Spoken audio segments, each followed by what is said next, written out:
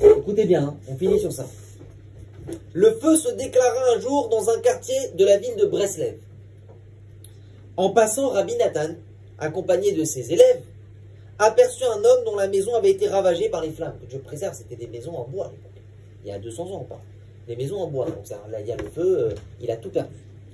Et cet homme-là, il pleurait amèrement sur son sort, sur son mauvais sort. Il pleurait, il était détruit.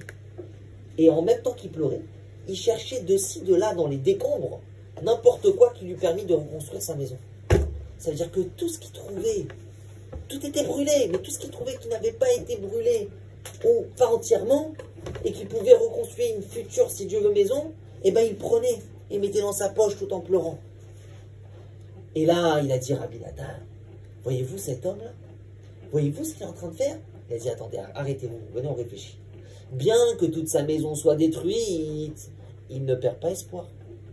Il ramasse tout ce qui peut contribuer à la reconstruire.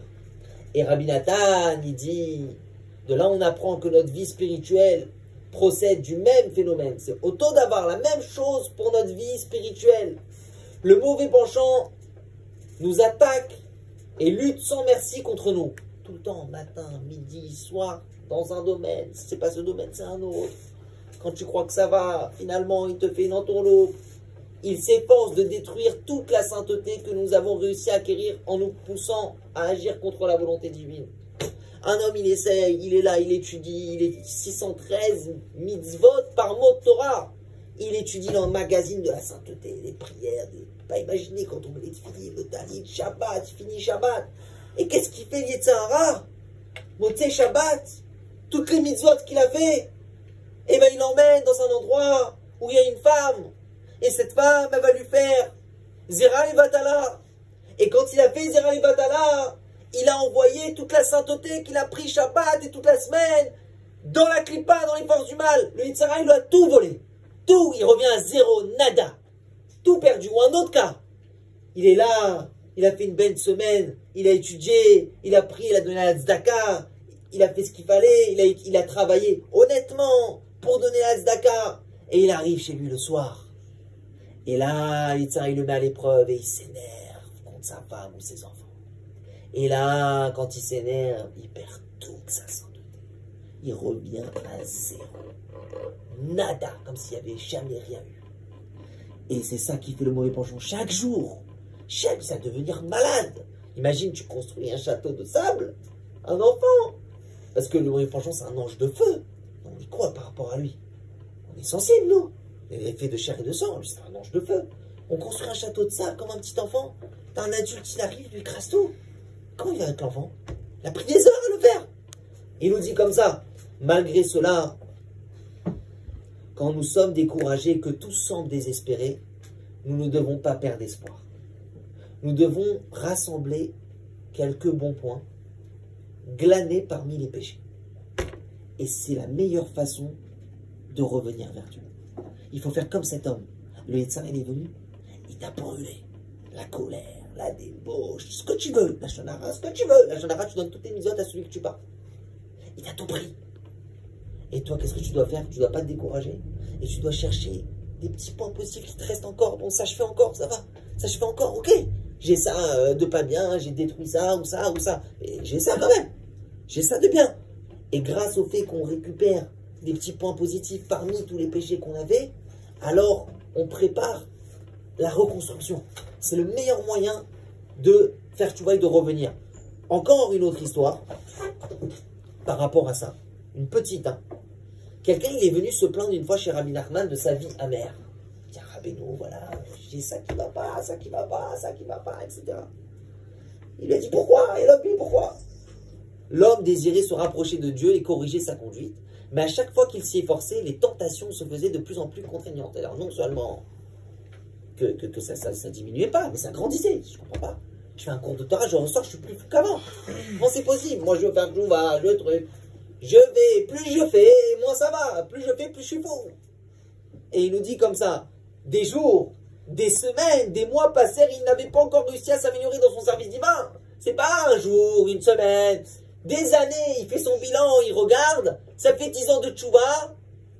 Il n'a pas réussi à même rentrer dans le service divin. C'est-à-dire il a encore coléreux, il a encore pas de émouna, du stress, il a encore des tentations, il se connaît, quoi. On peut pas se mentir. Nous-mêmes, on se connaît mieux que quiconque.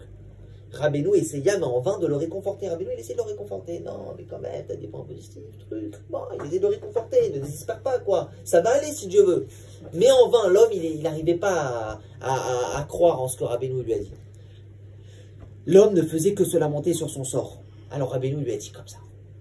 Il a fait intelligemment. Il lui a dit, je vois que tout est mauvais chez toi. Je vois que je n'ai donc personne avec qui parler. Il a dit, allez, je pars.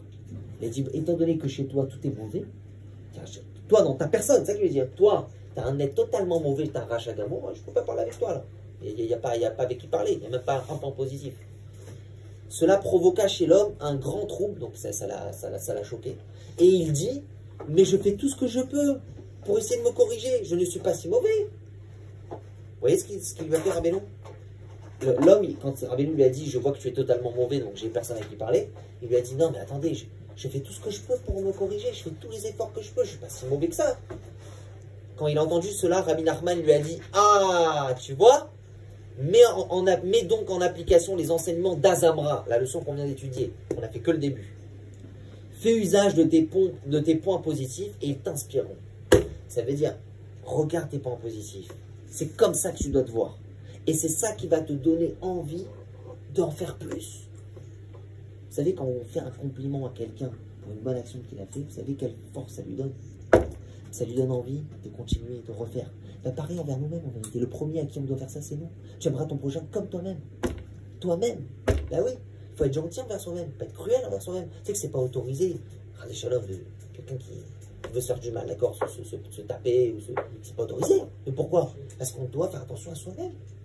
C'est comme si, en fait, c'est comme si tu vois toi-même comme une autre personne. Je dois faire attention à mon corps, mon âme, ma santé aussi. Ma santé, faire attention. Si je ne fais pas attention pour moi, qui le fera? Je vais attendre un psychologue que je vais payer pendant des années? Mais pourquoi je ne le ferai pas moi? Il faut juste avoir les enseignements, les clés. L'homme, Rabbeinu cherchait à faire dire à l'homme lui-même que tout n'était pas perdu. Rabbeinu, il a essayé de l'amener lui-même à cette conclusion. Qu'il éprouvait encore le désir de corriger sa conduite. Il lui dit, tu vois, tu as le désir de t'améliorer. C'est pas une bonne chose, ça. Même si tu n'as pas réussi. Et tu as vu cette bonne chose que tu as? Tu imagines, toute la terre, ils avaient le désir de s'améliorer, véritablement. C'est incroyable si tout le monde pensait ça sur terre. Il se sentait loin de Dieu et l'homme pensait qu'il ne réussirait jamais. En défiant chacun de nous comme il le fit pour cet homme, Rabbeinu nous force à reconnaître que nous possédons des points positifs. Cela établi, nous pouvons tous aller de l'avant. Et il nous dit,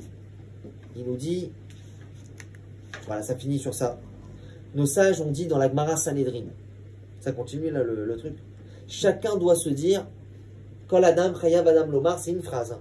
Kol Adam Chayav Adam Lomar, Bishvili Nivra Olam. La Gemara Sanhedrin a dit, chaque jour un homme il doit se dire, c'est pour moi que le monde a été créé. Comment on peut comprendre cette phrase? Ça veut dire quoi? C'est pour moi que l'État bénéficie, que le monde a été créé? Qu'est-ce que ça veut dire? Cela signifie que chaque individu a son importance. Et moi en particulier. Chacun est irremplaçable. Chacun est extraordinaire. C'est vrai, moi le premier. Quand on dit un juif, chaque jour, il doit se dire c'est pour moi que le monde a été créé, ça veut dire qu'un juif, il doit avoir la valeur de lui-même. Savoir qu'il est important. Le monde est tellement important que le monde a été créé pour toi. Ce privilège, explique Rabbi Nachman dans une autre leçon d'écouter-moi qu'on fera si Dieu veut, implique également une grande responsabilité. À la fois, on apprend que tu es important, irremplaçable, exceptionnel, tellement que le monde a été créé pour toi. Mais à la fois, tu apprends aussi de cette phrase que tu as une grande responsabilité. Si l'univers entier a été créé pour toi, alors tu en es personnellement responsable. Et tu dois t'attacher à sa perfection de ce monde. Chazak ou Baruch.